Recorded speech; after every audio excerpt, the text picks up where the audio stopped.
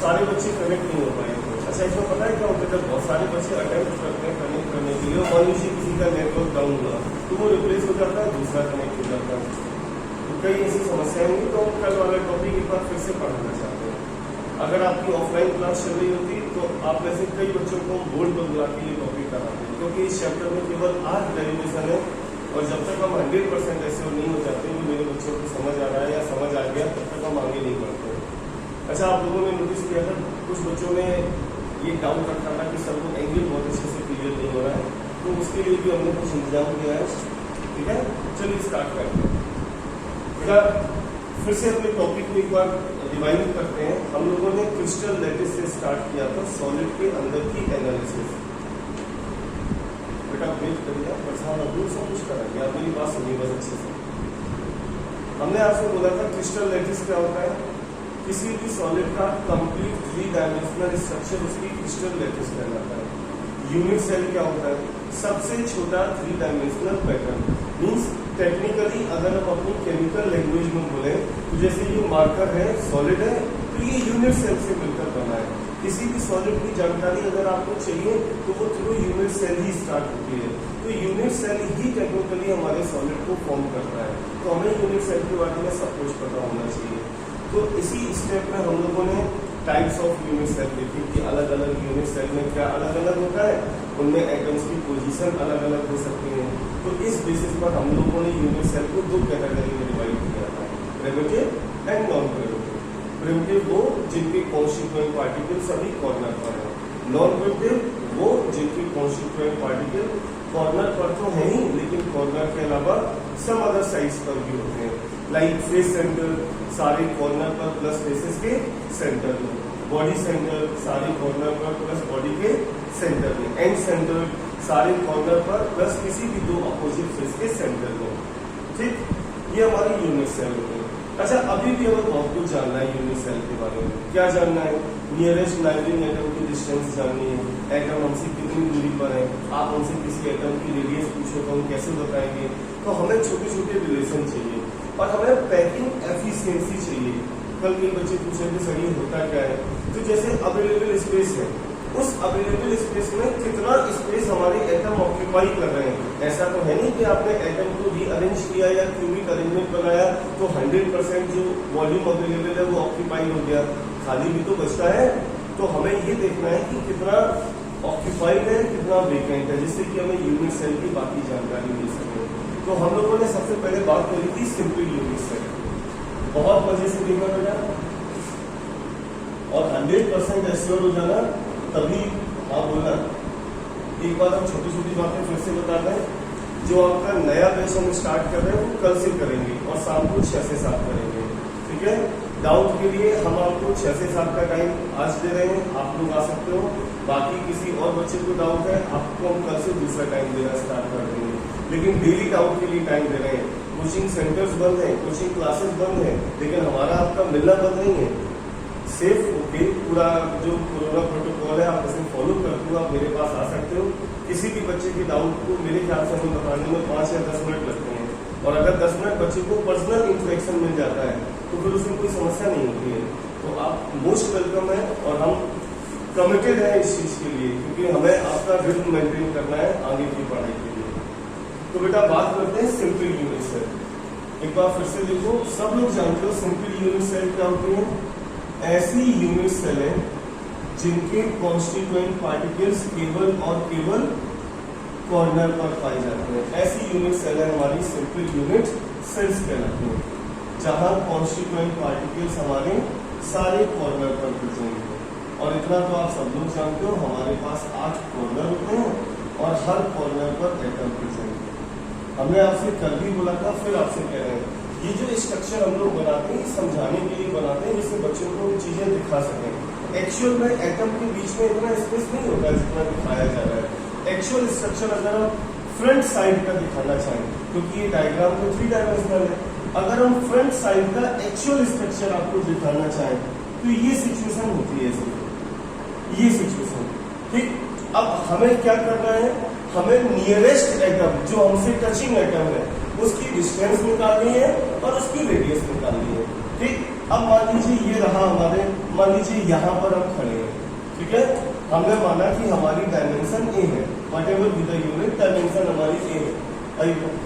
तो अब दो एटम के बीच की डिस्टेंस कितनी है, सामने से दिखाई दे रही है बेटा, दो एटम के बीच की डिस्टेंस आपकी ए सेंटीमीटर, ठीक है। और अगर डिस्टेंस आपकी ए हो गई तो रेडियस डिस्टेंस के हाफ के बराबर होती है, दैट इज a/2 आपका होता है। अभी बेटा बताओ समझ आया, किसी भी बच्चे को कोई डाउट? तो ये आपकी सिंपल यूनिट सेल होगी। अच्छा, ये पिक्चराइजेशन आप एग्जाम में भी बनाना, ठीक है। ये तो एक्चुअल पिक्चराइजेशन हो गया जो हम लोग अपने आप को बताने के लिए करते हैं। ये है हमारा वर्किंग स्ट्रक्चर जिससे हम काम करके दिखा रहे हैं कि देखो दो एटम के बीच की डिस्टेंस ए है और रेडियस डिस्टेंस के हाफ के बराबर होती है। क्लियर? चलिए अब बेटा बात करते हैं packing fraction and packing efficiency की। पैकिंग फ्रैक्शन एंड एफिशिएंसी दोनों में अंतर समझो। जितना फ्रैक्शन अवेलेबल वॉल्यूम का हम लोग ऑक्यूपाई कर रहे हैं, that is called the packing fraction. हमारे एटम्स अवेलेबल वॉल्यूम का जो हिस्सा ऑक्यूपाई कर रहे हैं ये हमारा पैकिंग फ्रैक्शन कहलाता है। एंड एफिशिएंसी परसेंटेज डाटा, उसी डाटा को अगर हम परसेंटेज में कन्वर्ट करते हैं यानी हमारा एफिशिएंसी कहलाता है। अब जरा देखना, अगर हम आपको पैकिंग फ्रैक्शन को डेमो करके दिखाना चाहें तो ये रहा हमारे क्यूब का फ्रंट वाला हिस्सा, ठीक है। आप सब नोटिस करो, इसमें एटम इतना हिस्सा ही तो ऑक्यूपाई कर रहे हैं बेटा, आया ना बोलो? ये तो खाली है। हम यही जानना चाहते हैं कि कितना हमारा वॉल्यूम ऑक्यूपाइड हो रहा है, कितना फ्रैक्शन हम लोग ऑक्यूपाई कर रहे हैं और कितना स्पेस खाली है, हमारे पास जानकारी होनी चाहिए। तो बेटा फ्रैक्शन निकालने का तरीका आप सब लोग पहले से जानते हो। हम लोग जब भी किसी भी चीज का फ्रैक्शन फाइंड आउट करना चाहते हैं तो क्लास 6 सिविल टेस्ट से ऑलरेडी आप लोग इसे सॉल्व कर रहे होंगे कि फ्रैक्शन निकालने का तरीका कि जिसका निकालना है उसका वॉल्यूम ऊपर, टोटल वॉल्यूम नीचे। तो बेटा ये आपका हो जाएगा वॉल्यूम ऑफ एटम्स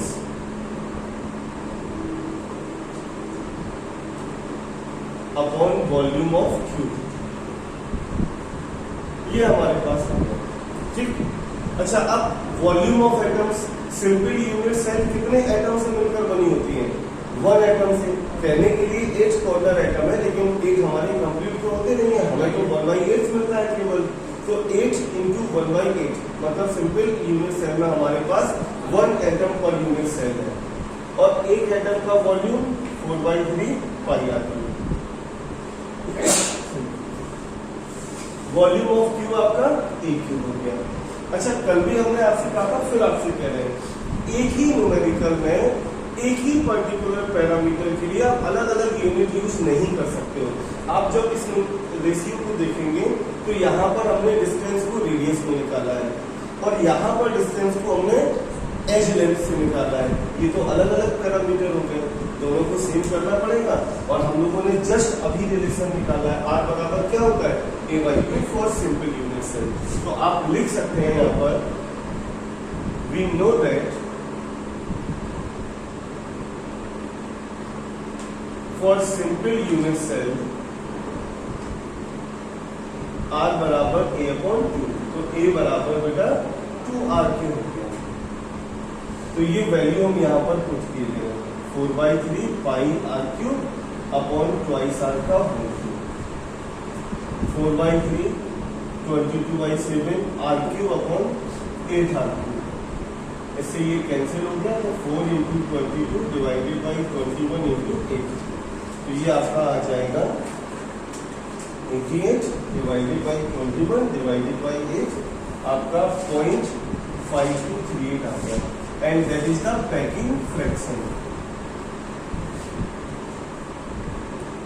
और अगर हम इसी को एफिशिएंसी में कन्वर्ट करना चाहें तो पैकिंग एफिशिएंसी परसेंटेज डाटा होता है, तो हमने 100 से मल्टीप्लाई कर दिया तो ये आपका 52.38% हो गया। अभी बेटा बताओ समझ आया? किसी भी बच्चे को किसी भी पॉइंट में कोई डाउट हो रहा हो तो आप उनसे पूछिए, कुछ भी कैसा भी डाउट। बेटा ध्यान रखना, अगर आप मेरे सामने बैठे होते तो हम आपको बोल कर देते, तब तक कई सारे बच्चों से ये डेरिवेशन कराते हैं, एक एक बार में 3-3 बच्चे बुलाते हैं बोर्ड पे डेरिवेशन कराते हैं। जब हम सेटिस्फाइड हो जाते हैं और बच्चों के चेहरे पे ये लगता है कि सर अब बोर हो गए, सर ये तैयार हो गया, सारे बच्चों के चेहरे पे, तब हम मांगने पड़ते हैं।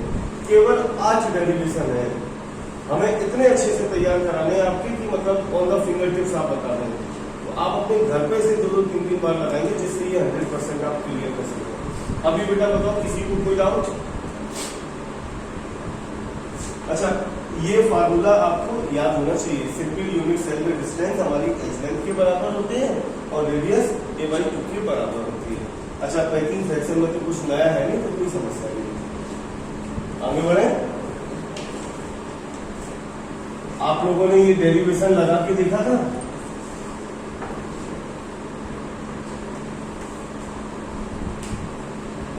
क्या आपने से घर पे लगा के देखा था या नहीं देखा था?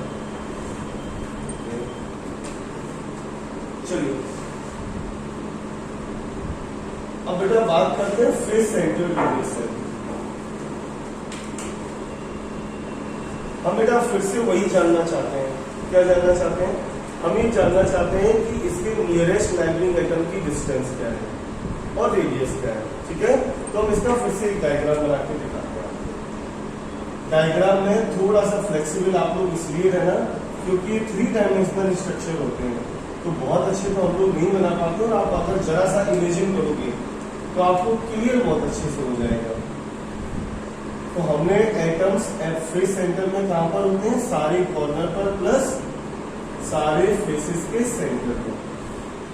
तो हमने सभी कॉर्नर पर एटम बना दिए प्लस सारे फेसेस के सेंटर पर बना दिए।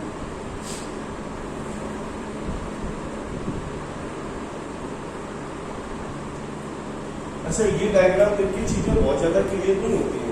बच्चे को लगता है सर अब नियरेस्ट एटम कौन सा है, तो इसका हम फ्रंट वाला हिस्सा जो है, चलिए ऊपर वाला हिस्सा आपको दिखाई देते हैं। मतलब अगर हम इसे 2 डायमेंशनल में आपको दिखाना चाहें तो बेटा ये सिचुएशन आती है। ये रहा पहला आइटम, ये रहा फेस सेंटर वाला आइटम, और ये रहा कॉर्नर आइटम, ये दूसरा आइटम, और ये बीच में जो एटम प्रेजेंट है, इसके कारण ये जो कॉर्नर वाले एटम है जो सिंपल यूनिट सेल में आपस में कनेक्टेड थे, अभी बेटा ये कनेक्टेड नहीं है। अब मान लीजिए वो यहाँ पर खड़े हैं, तो मेरा नियरेस्ट एटम कौन सा हुआ? ये वाला या ये वाला? नेचुरल है बेटा, ये बीच वाला एटम हमारा नियरेस्ट हुआ। ठीक, मेरी बात अच्छे से सुनना। अच्छा, मेरे पास इसका तो कोई डाटा है नहीं, हमारे पास है क्या? हमें ये डायमेंशन पता है जो हम लोगों ने ए मानी थी, तो ये भी डायमेंशन पता है जो ए मानी थी। अब तो कोई भी बच्चा कह सकता है सर ये पता है, ये पता है, ये आप निकालना चाहते हो तो आप इसे पूरा मिला दीजिए सर। ठीक है, ये हमारा ट्रायंगल बन गया ए, बी और सी। हम यहाँ मान ले रहे हैं ये ट्रायंगल हमने बना दिया। ठीक है, फिर से कह रहे हैं बोर्ड एग्जाम में जब बनाओगे तो ऐसा भी बनाओगे और साथ में इसका वर्किंग मॉडल भी बनाओगे, जिससे कि चीजें क्लियर हो सके कि बच्चे ने कौन सा एंगल लिया है। तो in triangle A B C आपका ए सी स्क्वायर बराबर A B square plus B C square हो गया। अच्छा, A B square plus A square twice A square, A C square, तो ए सी इक्वल्स √2a आपका। अच्छा, हमें पूरा ए सी तो चाहिए नहीं था। अच्छा देखना, ये इसके न्यूक्लियस से इसके न्यूक्लियस की दूरी, ये इसके न्यूक्लियस से इसके न्यूक्लियस की दूरी, एटम तो सेम ही है, तो टेक्निकली ये बेटा जस्ट आधी होगी। तो हमारी जो डिस्टेंस है वो AC के हाफ के बराबर होगी, तो √2a/2 मीन्स a/√2, और जो रेडियस होती है वो डिस्टेंस के हाफ के बराबर होती है, तो a/2√2। और ये हमारे पास 2 नए फार्मूले आ गए जो आपसे एक्सपेक्ट किए जाएंगे कि आपको याद होने चाहिए। मतलब डेरिवेशन तो आपको आना ही चाहिए, बट मौके पर अगर कोई न्यूमेरिकल पूछा जाता है तो आपको इसके फार्मूले भी याद होने चाहिए। बेटा समझ आया यहाँ तक? क्या किसी बच्चे को कोई डाउट? फाइनल समझ आ गया सबको? Okay,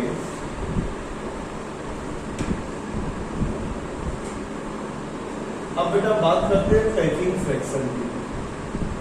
the fraction of total space occupied by the atoms in a cube is known as packing fraction. अच्छा, अब हम लोग फेस सेंटर का पैकिंग फ्रैक्शन निकालना चाहते हैं। कैसे निकालें? तो बेटा ये volume of atoms upon volume of cube, यही तो होता है। अच्छा, अब फेस सेंटर पे कोई में याद दिलाया था नंबर ऑफ एटम्स कितने होते हैं? कितने होते हैं? 4। अच्छा, यहाँ तो हमें बहुत सारे दिखाई दे रहे हैं, 8 और 6 14 दिखाई दे रहे हैं चार्ट में। 8 कॉर्नर है, बट कॉर्नर का कंट्रीब्यूशन कितना होता है? 1/8। 6 फेस सेंटर है, बट उनका कंट्रीब्यूशन कितना होता है? 1/2। तो बेटा 8 इंटू 1/8 प्लस 6 इंटू 1/2 हमारे पास 4 एटम पर यूनिट सेल होते हैं। अब अपने पास 4 एटम पर यूनिट सेल है और एक एटम का वॉल्यूम 4/3 पाई आर क्यूब होता है। कल किसी बच्चे ने मैसेज किया था कि सर आप एटम का वॉल्यूम 4/3 पाई आर क्यूब क्यों ले रहे हो? तो बेटा किसी भी मैटर का सबसे छोटा पार्ट एटम होता है और सबसे छोटा पार्ट हम लोग हमेशा स्फेरिकल फॉर्म में ही लेते हैं, क्योंकि सरफेस एरिया उसका सबसे कम स्फेरिकल फॉर्म में होता है। आप याद करो, आपने 11th में सरफेस टेंशन पढ़ा था, पानी की बूंदें स्फेरिकल क्यों होती हैं? मरकरी अगर फैला दो अगर तो छोटी छोटी बॉल्स में कन्वर्ट क्यों हो जाता है? क्योंकि वो मिनिमम सरफेस एरिया या वॉल्यूम ऑक्यूपाइड करना चाहता है, जो कि in the form of sphere ही पाया जाता है। एटम हमारी थ्योरी के अकॉर्डिंग सबसे छोटे पार्ट होते हैं और सबसे छोटे पार्ट होने के कारण हम लोग उन्हें स्फेरिकल इमेजिन करते हैं। ठीक, तो ये 4/3 pi r cube and volume of cube हमारा a क्यूब हो गया। बेटा जो डेरिवेशन में पिछली बार समस्या थी वो समस्या फिर से आ गई। यहाँ पर डिस्टेंस हम रेडियस के टर्म्स में ले रहे हैं, यहाँ पर डिस्टेंस हम एज लेंथ के टर्म्स में ले रहे हैं। ये तो गलत है, या तो इसे रेडियस में कन्वर्ट करो या इसे एज लेंथ में कन्वर्ट करो। अब क्या करें इसके लिए? तो हम लोगों ने तो जस्ट अभी रिलेशन निकाला था रेडियस और आपका डायमेंशन के बीच में, r बराबर a अपॉन 2√2 होता है। तो आप लिख सकते हो कि वी नो दैट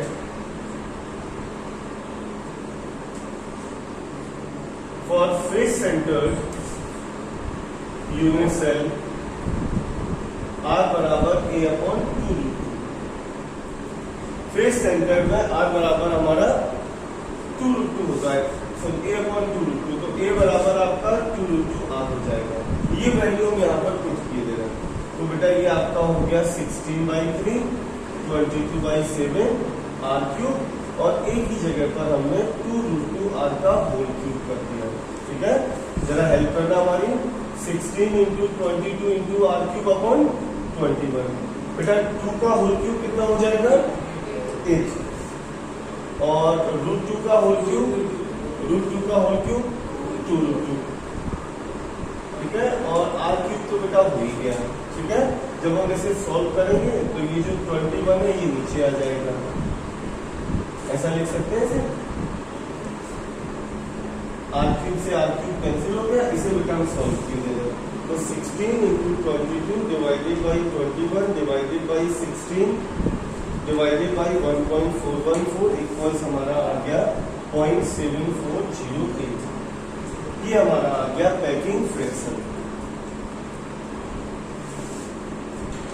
और अगर आप इसकी एफिशिएंसी निकालना चाहो बेटा तो एफिशिएंसी आपकी 74.08% हो जाएगी।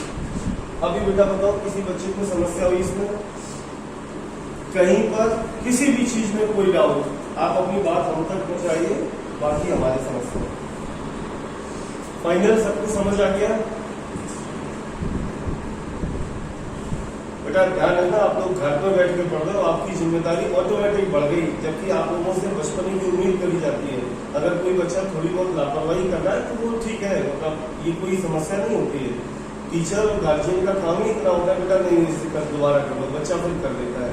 तो ये पोर्शन मिसिंग हो जाता है ऑनलाइन क्लास में। तो अब आप इतने मैच्योर हो जाओ कि खुद अपने आप को मोटिवेट करो कि अच्छा सर ने डेरिवेशन कराया तो एक बार आप इस पर करके देखो। फिर से पूछ रहे हैं क्या किसी बच्चे को डाउट? वॉल्यूम ऑफ एटम कैसे निकालें या नंबर कैसे निकालें? नंबर कैसे निकालें? बेटा आपका ये पोर्शन छूटा हुआ है क्या? कल से नया बैच स्टार्ट हो रहा है, आप उसमें भी ज्वाइन कर रहे हैं। ठीक है, बहुत अच्छे से क्लियर हो जाएगा। हाँ, कोई बच्चा और कुछ पूछ रहा था? बेटा आपका भी छूटा हुआ है क्या? बेटा जिन बच्चों का छूटा हुआ है उनसे एक बड़ा हम्बल रिक्वेस्ट है कि अभी हम नया बैच फिर से दे रहे हैं, आप नए बैच को भी ज्वाइन कर सकते हो, इस बैच को भी ज्वाइन कर सकते हो।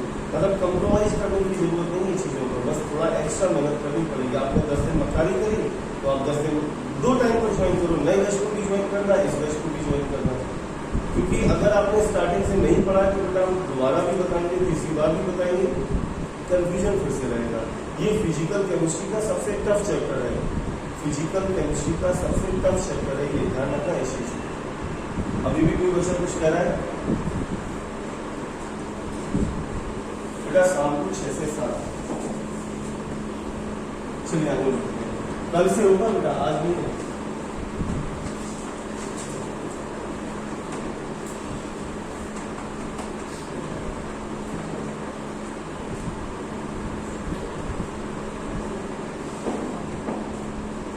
अभी बेटा बात करते हैं बॉडी सेंटर यूनिट से। कल आप लोगों को इसमें दिक्कत हो रही थी,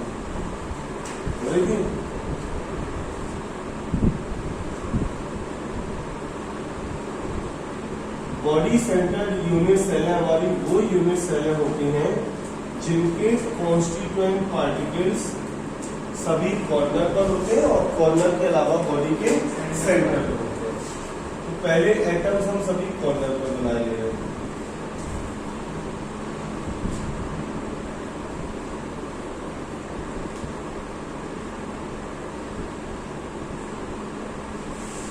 और फिर कॉर्नर के बाद बॉडी के सेंटर पर। अच्छा, इस डायग्राम में केवल एक छोटी सी समस्या है। जैसे हमने सिंपल यूनिट सेल का 2 डायमेंशनल पिक्चर आपको बना के दिखा दी, फेस सेंटर की 2 डायमेंशनल पिक्चर आपको बना के दिखा दी, इसकी 2 डायमेंशनल पिक्चर नहीं बनती है, वही बच्चे कंफ्यूज हो जाते हैं। हमने लास्ट टाइम भी आपसे कहा था, फिर आपसे कह रहे हैं, जब हम इसका स्ट्रक्चर बनाते हैं तो बीच में जो एटम प्रेजेंट होता है उसकी वजह से आगे और पीछे जो 4 एटम है वो थोड़े से दूर हो जाते हैं। जब हम स्क्वायर बनाते हैं थोड़ा सा स्क्वायर आगे पीछे हो जाता है, इस तरीके की सिचुएशन आती है। तो अब ये एटम तो टच कर नहीं रहे, मान लीजिए हम यहाँ पर खड़े हैं, तो अब हमारा नियरेस्ट एटम ये तो हुआ नहीं, क्योंकि इसे तो ये टच कर नहीं रहा, टच किससे कर रहा है? पीछे वाले एटम से। तो यही बच्चों को कंफ्यूजन होता है, और इसके लिए हमने बच्चों से कहा था इमेजिन करो, ये हमारे number 1, number 2, number 3, number 4 front वाले एटम, ठीक है, 5, 6, 7, 8 ये बैक वाला एटम। हम फ्रंट वाले एटम को बैक वाले एटम से कंबाइन कर रहे हैं। हमारे पास जो टचिंग लाइन बनती है वो इस तरीके से बनती है। आपके लिए हमने एक छोटा सा मॉडल तैयार किया है ज्यादा बेटर समझाने के लिए। ये रही हमारी सिंपल यूनिट सेल, सबको अच्छे से दिखाई दे रहा है? अच्छे से देखना, सिंपल यूनिट सेल है, पूरा मॉडल आपको दिखाई दे रहा है। अच्छा, बॉडी सेंटर जब होगा तो इसमें क्या हो जाता है? बॉडी सेंटर होने के लिए ये वाला हिस्सा इस वाले हिस्से के टच में आ जाता है, ये बॉडी सेंटर है। अब आप जब अपने मोबाइल पर या स्क्रीन पर देख रहे होंगे आप लोग, तो ये फ्रंट वाले 4 एटम दिखाई दे रहे होंगे और ये बीच वाला दिखाई दे रहा है। समझाने के लिए ये दूर दूर होते हैं, क्या एटम में इतना स्पेस होता है कि हम उसके हाथ पर देख पाए? तो ये सिचुएशन होती है। तो जब हम इसका 2 डायमेंशनल पिक्चर बनाते हैं तो फ्रंट वाले और बैक वाले को एक साथ नहीं ले पाते हैं। अब आप खुद ही देखो, ये इसका मॉडल बना है, हमारे पास जो एंगल बनेगा वो इसके और इसके बीच की डिस्टेंस हमें चाहिए, तो ये हमारी हाइपोटेनियस हो गई, ठीक है। अब हमें हाइपोटेनियस हो गई, परपेंडिकुलर आपको ये सामने दिखाई दे रही है, ये रही हाइपोटेनियस, ये रही परपेंडिकुलर। अब हमें चाहिए बेस, तो बेस के लिए हमने क्या किया? हमने इसे इससे मिला दिया। आप देखो आपके सामने लाइन ट्रायंगल दिखाई दे रहा है पूरा। अभी जरा इमेजिन करो, ये वाला, ये वाला, ये वाला, ये वाला, एक ट्रायंगल पूरा दिखाई दे रहा है। अब जरा देखना, ये तो हमें ये पता है, ठीक है, और ये वाली लाइन आप लोगों ने अभी पिछले वाले डेरिवेशन में 2a² निकाली थी, ये रही 2a², ये रही a²। क्या आप इसे नहीं निकाल पाएंगे? आसानी से ट्रायंगल बना लेंगे। फेस सेंटर में आपका जो ट्रायंगल बन रहा था वो बेटा फेस पर बन रहा था, इस तरीके से। आप जरा अगर इधर से हम आपको दिखाएं, इस तरीके से आपका एंगल बन रहा था जो ट्रायंगल है। फेस सेंटर में फेस पर ट्रायंगल बन रहा था, बॉडी सेंटर में यही ट्रायंगल हम लोग बॉडी पर बना रहे हैं इस तरीके से। तो हमने इसके लिए इसे मिला दिया, तो ये हमारा ट्रायंगल आपके सामने आ गया। अभी बेटा बताओ, कल कोई बच्ची कह रही थी सर हमें ट्रायंगल समझने में दिक्कत आ रही है, अभी क्लियर हुआ? बेटा सबको 100% क्लियर हो गया? देखो बॉडी सेंटर एटम ये रहा, इसे बनाने में क्या दिक्कत आ रही है आपको खुद ही समझ आ रहा होगा। हम आपसे कहें कि बेटा इसे अपनी कॉपी पे बना के दिखाओ, तो 3 डायमेंशनल तो आप नहीं बना पाएंगे, पेपर तो 2 डायमेंशनल होता है, तो केवल इमेजिन करना है, ये सिचुएशन है। हमें इनके और इसके बीच की डिस्टेंस पता लगानी है। कैसे पता लगाएं? तो हमने ये हाइपोटेनियस इमेजिन कर लिया, ये हमारा परपेंडिकुलर इमेजिन हो गया, और ये हमने बेस मान लिया अपना। ठीक है, सीधा सीधा ट्राइंगल हमारे सामने आ गया, और हम इस ट्राइंगल के थ्रू आसानी से रेडियस और डिस्टेंस फाइंड आउट कर सकते हैं।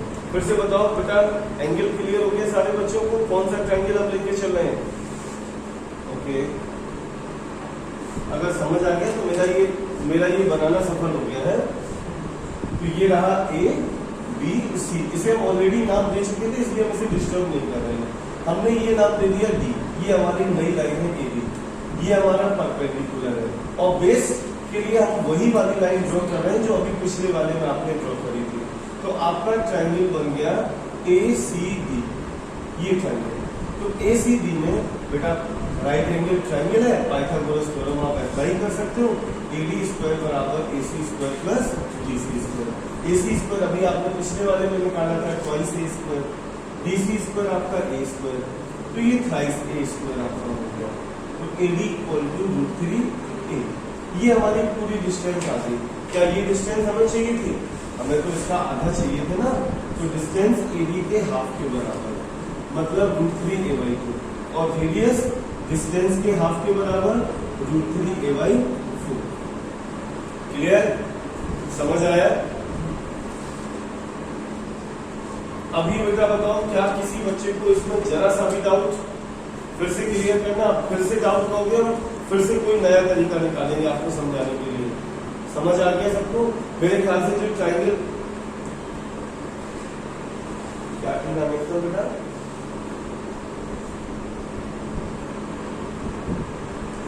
अरे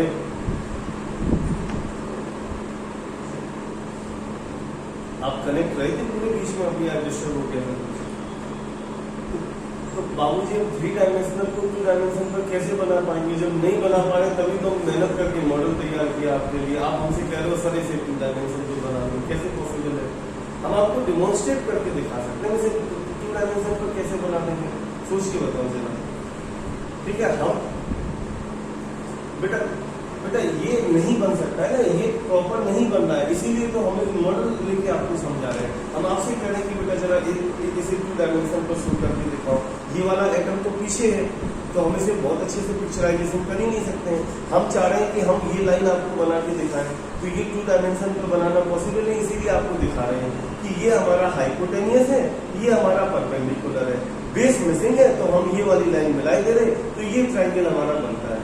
तो हम लोग 3 डायमेंशन इसे बनाने की कोशिश तो करते हैं, बट हमारा डायग्राम बहुत अच्छा नहीं बनता, और हमें इमेजिन करना होता है कि हमने ये वाला ट्रायंगल लिया है। तो कल कुछ बच्चों को दिक्कत हो रही थी, इस वजह से हम इसे दिखा रहे हैं कि ये ट्रायंगल हमने लिया है। ओके, चलिए, तो ये आपका हो गया बॉडी सेंटर्ड यूनिट सेल के नियरेस्ट नाइबरिंग एटम की डिस्टेंस और रेडियस। अच्छा, अब बात करते हैं इसका पैकिंग फ्रैक्शन।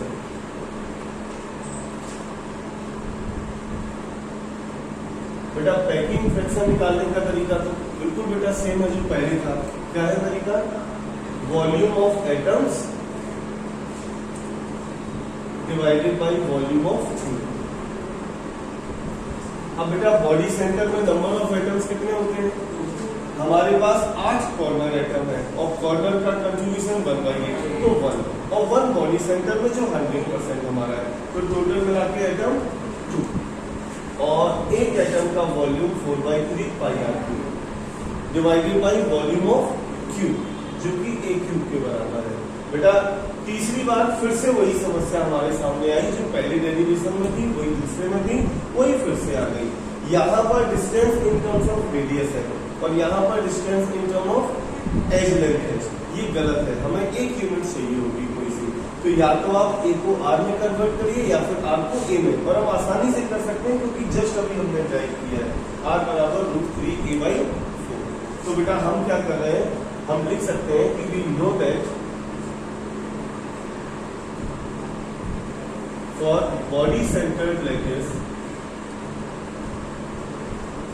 r बराबर √3a/4, तो a बराबर आपका 4r/√3 हो जाएगा। और ये वैल्यू हम यहाँ पर पुट किए दे रहे हैं, तो बेटा ये आपका हो गया 8/3 22/7 r³ और a की जगह पर 4r/√3 का होल क्यूब। तो ये आपका 8 × 22 × r³ डिवाइडेड बाई 21, और ये 4 का होल क्यूब कितना हो जाएगा, और √3 बेटा कितना हो जाएगा होल क्यूब 3√3, ठीक है। तो इसे सॉल्व कीजिएगा, 8 × 22 × r³ × 3√3 divided by 21 divided by 64 r³। तो बेटा इससे हमारा ये कैंसिल हो गया, और कैलकुलेशन हम अभी आपको करके दिखा दे रहे हैं। 8 × 22 × 3 × 1.732 डिवाइडेड बाई 21 डिवाइडेड बाई 64, तो ये आपका आ गया 0.6804। ये हमारा पैकिंग फ्रैक्शन आ गया। और बेटा आप जब इसे एफिशिएंसी में कन्वर्ट करोगे तो आपको क्या करना है, आपको केवल 100 से मल्टीप्लाई कर देना है, ऑटोमेटिक आपका आंसर है। अभी हमें बताओ बेटा, क्या किसी बच्चे को इसमें कोई डाउट? 100% सबको क्लियर हो गया?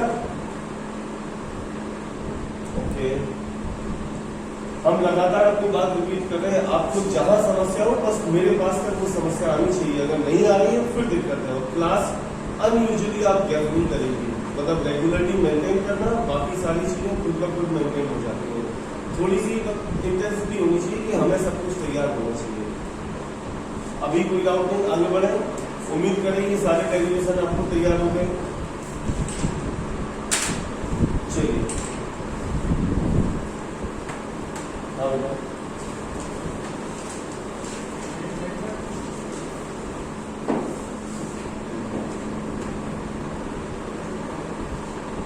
सॉरी 6804 लेकिन वो मिस्टेक हो गई होगी, क्योंकि हम जब लिख रहे थे हमें याद आया हमें पिछले पेज में भी इसमें 0 पहले लिख दिया था। और ये तो कैलकुलेशन है, आप खुद चेक करके देखो, हो सकता है अगर कहीं एक आध डिजिट आगे पीछे हो रहा है तो आप हमें बता सकते हो कि सर कैलकुलेशन मिस्टेक आ रही है। बाकी बच्चे बताओ, कल हमने क्या वैल्यू कितनी बताई थी? 68 था या 68? ओके, तो हो सकता है उस बीच में इनका वो डिस्टर्ब हो गया हो, ठीक है। कैलकुलेशन चीजें को हमेशा क्रॉस चेक किया करो, कैलकुलेशन हो रही है तो हमेशा क्रॉस चेक करो। ये तो मेन मिस्टेक है, ह्यूमन मिस्टेक है, किसी से नहीं हो सकती है, ठीक है। और कोई समस्या? चलिए, अगर ये डेरिवेशन आपने तैयार कर ली तो एक बड़ा काम मेरा तैयार हो जाएगा, क्योंकि 6 डेरिवेशन हमने करा दिए, 2 और बचे जो धीरे धीरे जब पहुंचेंगे तब कराएंगे। अच्छा, अब बात करते हैं कल की डीपीपी पर। लगाई आप लोगों ने? चलिए, इस डीपीपी में जिस क्वेश्चन में डाउट हो कौन से पूछो, दोबारा से समझाता हूं। 1 to 8 किसी भी क्वेश्चन में डाउट? बेटा क्वेश्चन नंबर 7। अच्छा, मैं लग रहा था 7 आप लोगों को डाउट होगा, लेकिन आपने शायद मेरी बात फोकस नहीं करी। हमने जब ये टॉपिक आपको समझाया था, स्पेशली कहा था हम आपसे 100 तरीके के क्वेश्चन पूछे हैं, आप ये मान के चलना हमारी जो रूम है ये यूनिट सेल है, आपके सारे आंसर सही हो जाएंगे। अच्छा देखना, क्वेश्चन नंबर 7 कितना आसान है। इनका कहना है calculate the number of atoms. आप नंबर ऑफ एटम्स निकालिए, इसमें क्यूबिक बेस्ड यूनिट सेल, मतलब हमारे पास जो यूनिट सेल है वो क्यूबिक सिस्टम को फॉलो कर रही है, इस तरीके की यूनिट सेल है। And having 1 atom on each quarter, ठीक बेटा, 1 एटम हमें दे रखा है ऑन ईच कॉर्नर। कोई हमें याद दिलाएगा कॉर्नर कितने होते हैं? 8 कॉर्नर होते हैं, ठीक है। और अगर हर कॉर्नर पर 1 एटम है तो 8 एटम हो गए, और कॉर्नर का कंट्रीब्यूशन हमारे लिए कितना होता है? 1। मतलब हमारे पास हो गया कॉर्नर के थ्रू 1 एटम मिल गया। अब इनका कहना है and 2 atom on each body diagonal, 2 atoms on each body diagonal, ये एक नई चीज हो गई, मतलब नया वर्ड है, लेकिन आपके लिए ज्यादा दिक्कत नहीं होनी चाहिए कि आप इसे डेमो करके देख सकते हो। जैसे आपका रूम है, ये आपकी यूनिट सेल हो गई। अब जितनी भी बॉडी डायगोनल है उन पर 2 एटम है। पहले चेक करो बॉडी डायगोनल कितनी बन रही है।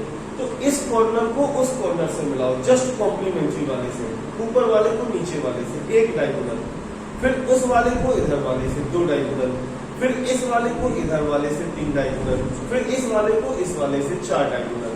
और हमने हर डायगोनल पर 2-2 एटम प्लेस कर दिए। अच्छा, हमारे रूम के अंदर जो है वो तो मेरा है, क्या मेरे पड़ोसी का उससे कोई लेना देना होगा? कोई लेना देना नहीं होगा। तो हमारे बॉडी डायगोनल पर 2 एटम है, तो हमारे पास 4 तो बॉडी डायगोनल हो गई, जो हमने आपको अभी बताया।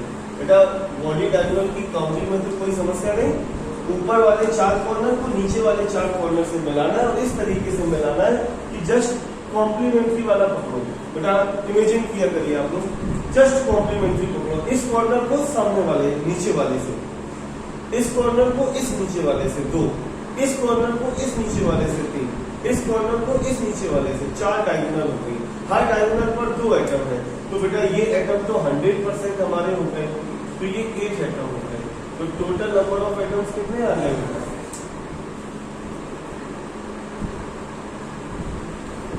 बेटा सारे बच्चों को ये समझ आ गया? क्या किसी बच्चे को डाउट इसमें? अरे भाई क्या कर रहे हो आप लोग? फिर से कह रहे हैं, जिन बच्चों पर छूटा हुआ है बेटा अननेसेसरी बेस में आप लोग पढ़ रहे हैं और डिस्टर्ब कर रहे हैं। जिनका छूटा हुआ है और जिनका पढ़ा हुआ है, अगर वो कोरिलेट नहीं कर रहे तो आपने सही से नहीं पढ़ा। बेटा बड़ा इजी बातें बता रहे हो, इस पर हमने कई सारे क्वेश्चन आपसे डिस्कस किए थे। आप रूम में बैठे हो, जरा रूम को चारों तरफ से देख लो। क्यूबिक है, हम लोगों के यहाँ क्यूबिक रूम ही बनते हैं, पहाड़ों पर क्यूबिक नहीं बनते, पहाड़ों पर छतें डिस्टर्ब होती है। लेकिन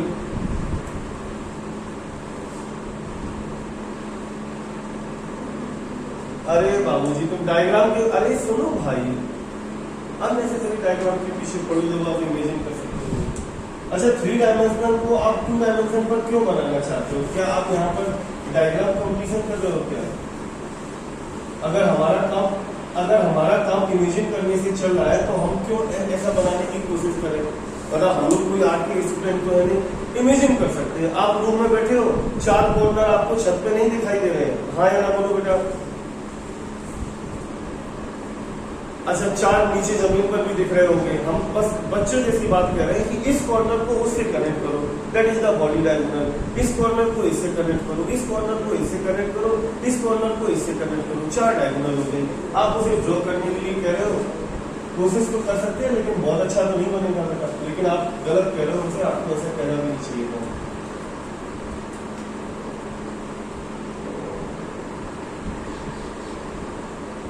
ये वाला इससे होगा और ये वाला इससे होता है। अब आप लोगों से बहुत अच्छी डायग्राम नहीं बनी, और खुद ही कह रहे हैं आर्ट के स्टूडेंट नहीं है, तुम क्यों अच्छी बनाएंगे? अब हर डायगोनल पर 2 एटम है, 4 डायगोनल हो गए, टोटल मिला के 8 हो गए। कमरे के अंदर जो है वो तो हमारा है, चाहे वो सेंटर में हो, चाहे वो डायगोनल पर हो, चाहे वो कहीं और हो, इससे क्या लेना देना? अभी समझ आया? चलिए और पूछिए बेटा। कल की डीपीपी में 8 क्वेश्चन थे, और डीपीपी डेली की डेली आपकी कवर होनी चाहिए। फार्मूला किसका? इस क्वेश्चन में फार्मूला नहीं दे रखा होगा। नेक्स्ट बेटा कौन सा क्वेश्चन बोलो? 8 बेटा क्वेश्चन नंबर 8 देखिए।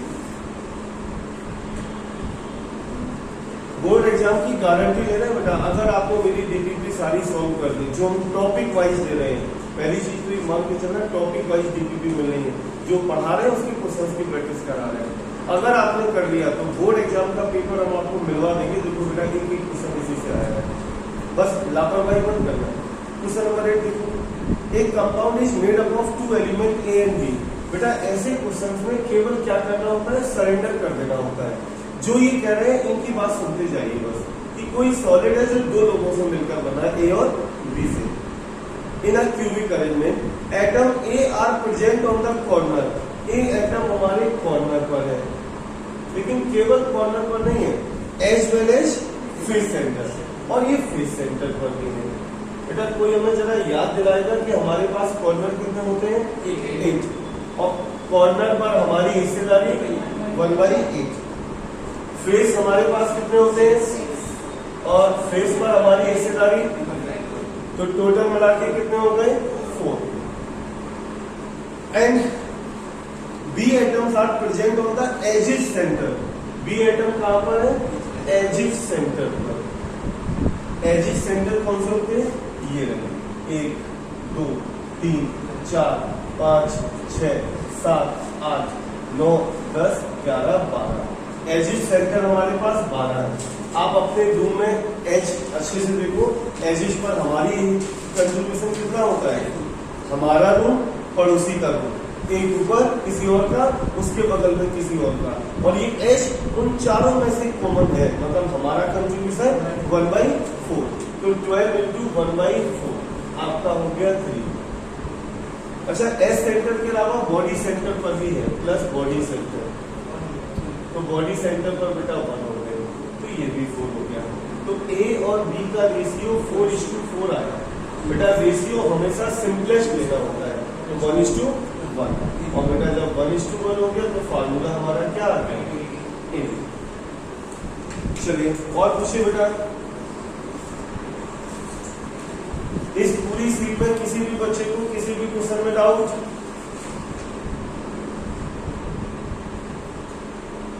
फाइनल? और किसी बच्चे को कोई डाउट नहीं? बहुत अच्छी बात है।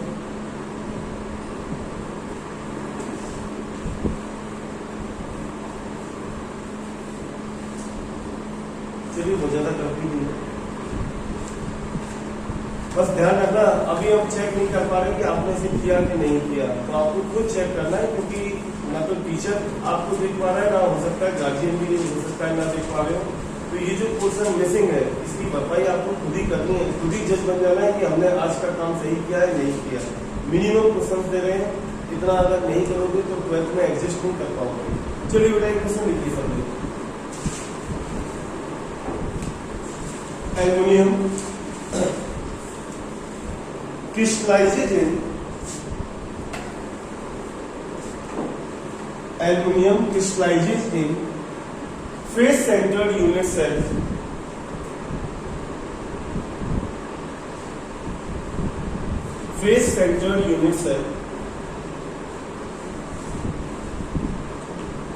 having atomic radius of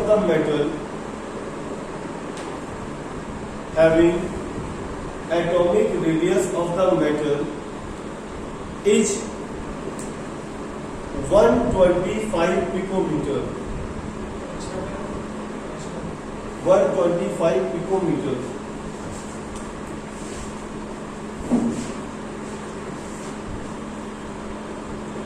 Calculate the edge length of the unit cell. Edge length of the unit cell. हो गया? लिख लिया सबने? हाय ना बोलो बेटा। ओके। अच्छा देखना, इस टाइप का क्वेश्चन बोर्ड एग्जाम में 2 नंबर में कई बार पूछा जा चुका है, कई बार। ये भी क्वेश्चन शायद आपने जो बोला एनसीईआरटी से, देखना कितना आसान है। हमसे ये कहा जा रहा है कि जो एल्यूमिनियम है ये फेस सेंटर्ड लैटिस को फॉलो करता है, पहली बार, ठीक है, जिसमें रेडियस हमने कितनी दे रखी है? 125 पिकोमीटर। हमसे एज लेंथ पूछी जा रही है। बेटा एज लेंथ अभी हम लोग ए मान रहे थे, तो ए ही मान लीजिए कि एज लेंथ ए पूछी जा रही है। अब फेस सेंटर लैटिस में आर और ए का रिलेशन तो अभी हम लोगों ने ड्राइव कराया था, कोई हमें याद दिलाएगा आर और ए में क्या रिलेशन होता है?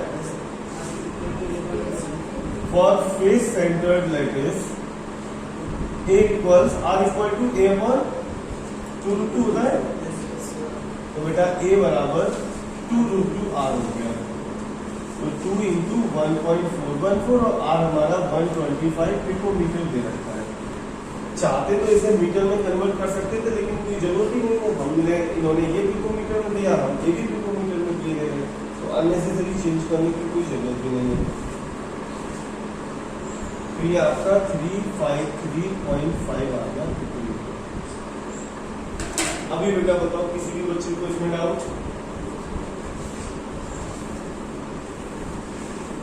जल्दी से नोट कर लीजिए।